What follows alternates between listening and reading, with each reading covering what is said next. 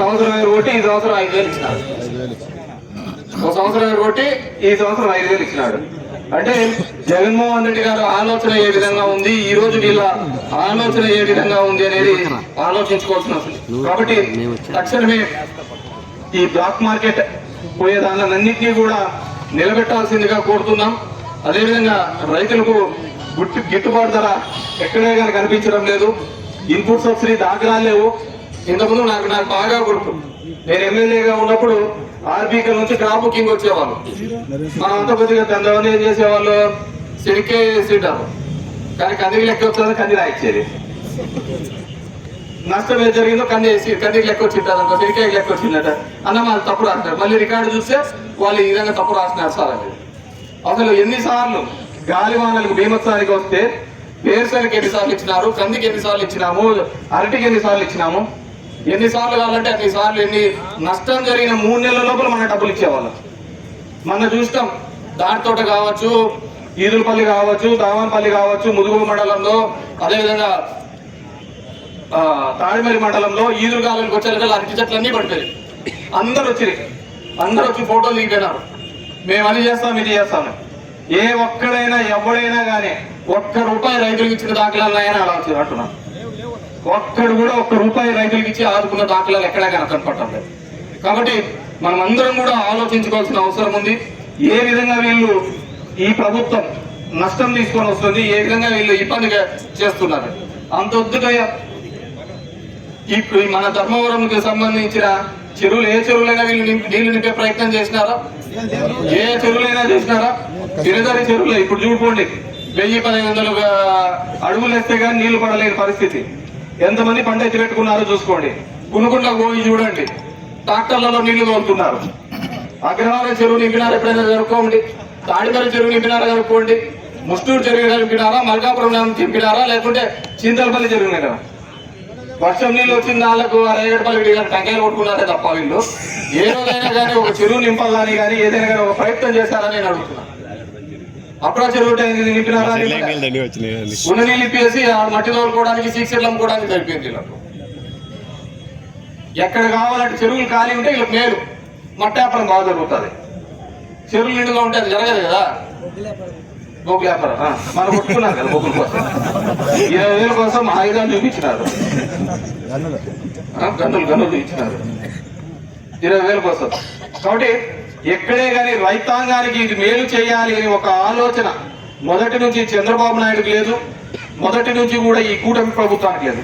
మన్నేదో GST తగ్గించినామని కూటమి ప్రభుత్వం సంఖ్యలు గుర్తుకుంటున్నారు అంటూ మళ్ళీ చెప్తున్నారు.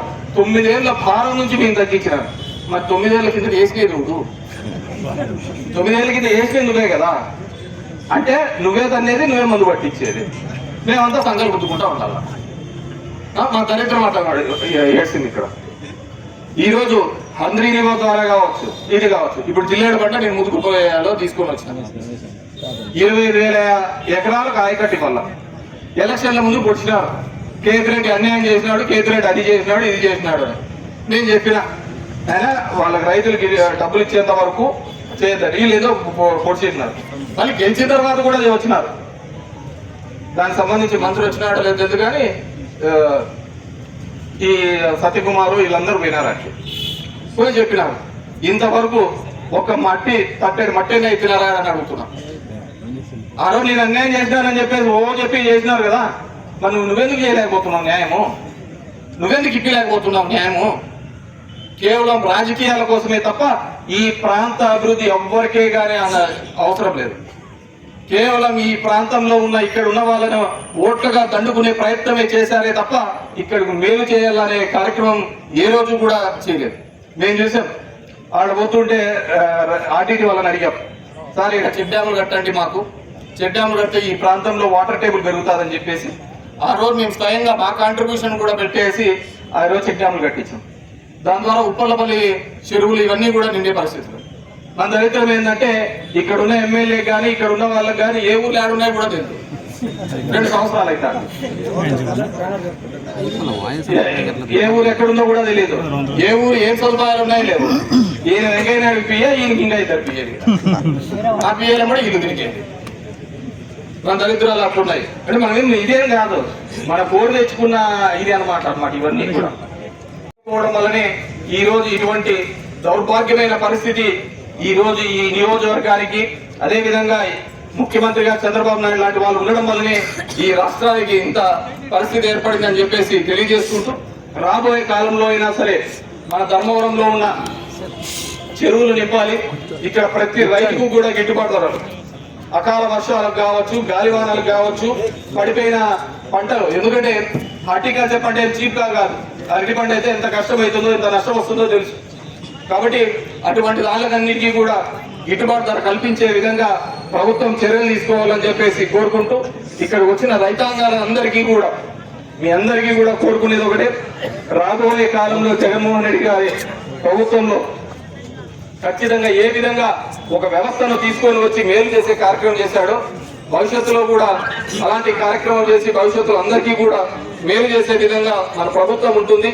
ఖచ్చితంగా రైతాంగానికి అండగా ఉంటుంది. ఎందుకంటే మనం చూసాం, మామిడి రైతులకు ఇబ్బంది ఉంటే జగన్మోహన్ రెడ్డి గారు బంగారుపాలెం పోయినారు. ఇలాగే పోలీసులు నిర్బంధించడం జరిగింది. అదేవిధంగా మిర్చి రైతులకు అన్యాయం జరిగితే అక్కడికి గుంటూరు పోవడం జరిగింది. పత్తి రైతులకు అన్యాయం జరిగితే, పొగాకు రైతులకు అన్యాయం జరిగితే ప్రకాశం జిల్లాకు అక్కడికి పోవడం జరిగింది. ఎక్కడ ఎవరికి అన్యాయం జరిగినా వైఎస్ఆర్ కాంగ్రెస్ పార్టీ అండగా నిలబడతాది, తోడుగా నిలబడతాది. ఈ ప్రభుత్వాన్ని ఖచ్చితంగా ప్రశ్నిస్తాది. వీళ్ళ మెడలు వంచైనా సరే పనులు చేసే కార్యక్రమం చేస్తారని తెలియజేసుకుంటూ, ఈ రోజు ఈ కార్యక్రమానికి విచ్చేసిన ప్రతి ఒక్క రైతన్నకు కూడా పేరు పేరున ధన్యవాదాలు తెలుగుతుంది.